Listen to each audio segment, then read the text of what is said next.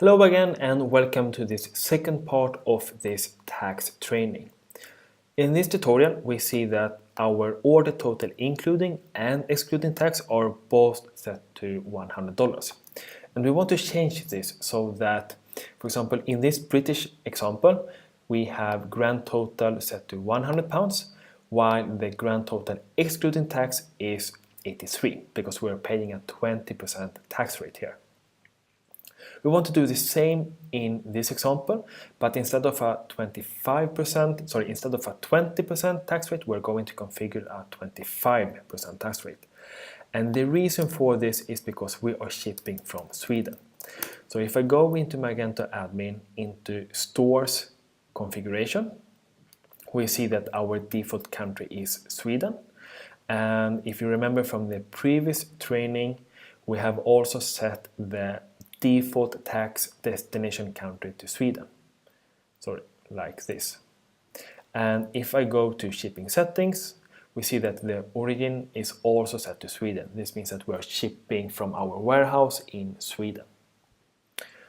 So let's go into stores, and here we see that we have two tabs. We have tax rules and tax zones and rates. We actually have under system import and export tax rates, but we will cover this in a later tutorial. So let's now go to stores and tax zones and rates. This is where you can filter on all of your different rates.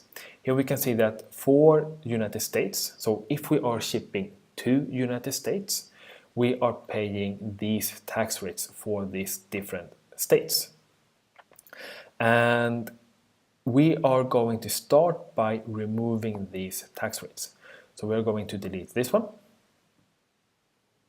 And we're going to delete this one, the one for New York. And we're going to try to delete this tax rate. But we will see that we won't be able to do so because it's being used in a tax rule. So these are the tax rates where we configure the actual percent amount. And if I go from tax zones and rates to tax rules, we see this rule 1 that we're also going to delete. And here we can also delete our tax rates or edit them, or we can even add new tax rates. But we're going to start by deleting this tax rule. And I'm going to create a new tax rule, and we want to say that if I ship from Sweden to let's say from Sweden to Europe Union, we want to pay 25%. So we can actually start by adding a new tax rate. And the tax identifier in this case will be Sweden to Sweden. And the zip code, I will enter a star so that it matches all of the zip codes in Sweden. And I will set country to Sweden, and the tax percent rate is 25. So don't add 25% like this or 0.25, just add 25 and nothing else. We can now also delete this old tax rate that we had from before, and we are now going to add a new tax rate. So I will add Sweden to Denmark, star, and the country in this case will then of course be Denmark, and then again 25%. And that's basically it. So if I now save this tax rule, and I go to the front end, we now see that the order total including tax is 100, and that is correct. And the order total excluding tax is 80. And the tax amount is $20. So if I do the math, if I take 100 divided by 1.25, so it's actually 1 plus 0.25, since 25 is our tax rate, we see that we get 80, and that is our order total excluding tax.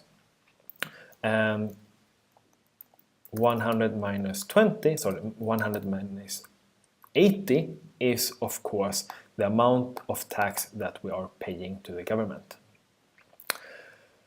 Alright, so if I go back to Magento admin, we can now see that when I was creating the new tax rates within my tax rule, these will also be displayed now under tax zones and rates, as we can see here.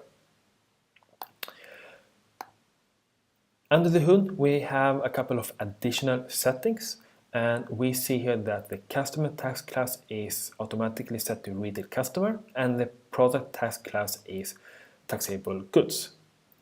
So if we start with the most easiest one to grasp, we see that the product tax class corresponds to products and catalog. Here we see that we have this bag that we have added to our shopping cart, and we see first of all that the price is 100 and the tax class is taxable goods. So this is the product tax class that we have here. Then we have a customer tax class. If I go to stores and customer groups, we can here see that we have a couple of different customer groups that different customer can belong to. And in this case, all of these customer groups all belong to the same tax class. I could create a new tax class called, for example, business-to-business customers, and assign my company customers to that group. Actually, let's do an example. If I go back to stores and tax rules, and I go into this one, and I open up the additional settings, I can here, actually I have already created a business-to-business customer tax class, as we can see here. Now, if I go to customer groups and I go into the retailer customer group, I can here change the tax class to business customers. Then I need to go to my customers and I need to manually move the customers from the general customer group to the retailer customer group.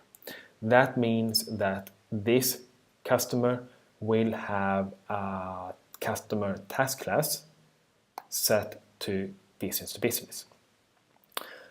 This is a little bit of an advanced course, but you get the point. In order for a tax rate to kick in, to be applied in the shopping cart, we need to fulfill 3 conditions. The tax rate, which is where we are shipping to, which is the destination country of the customer, and then the customer tax class and the product tax class, where the product actually belongs to. As you can see here, we have a product tax class for food items as well. So what we could do is to, for example, name this one to Sweden, to European Union, and name it standard for products like electronics and bags, for example. And then I could create a separate tax rule called, for example, Sweden to European Union, and then food.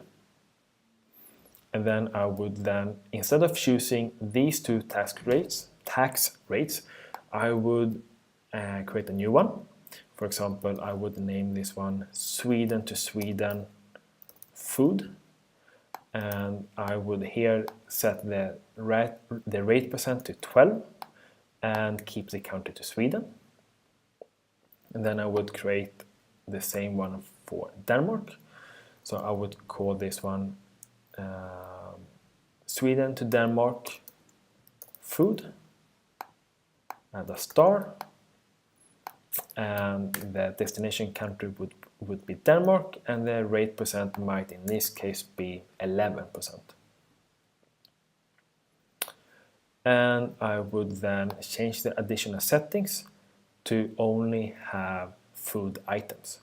So this means that whenever we have a product in the basket that has a product tax class set to food items, and the tax rates is 11% for Denmark or 12% for Sweden, that would be the tax rate that we actually get in the shopping cart. So now if I go back, we see that we have two different tax rules. One for Sweden to European Union, which is standard, and then another one for food items. But the most common used is one that looks like this, where tax rate is Sweden to Sweden, Sweden to Denmark, and then you have your customer tax class and your product tax class. And in the next tutorial, we are going to look into how we can export the tax rates that we have here and then import them so that we don't have to create them manually. Thank you for watching and see you soon again.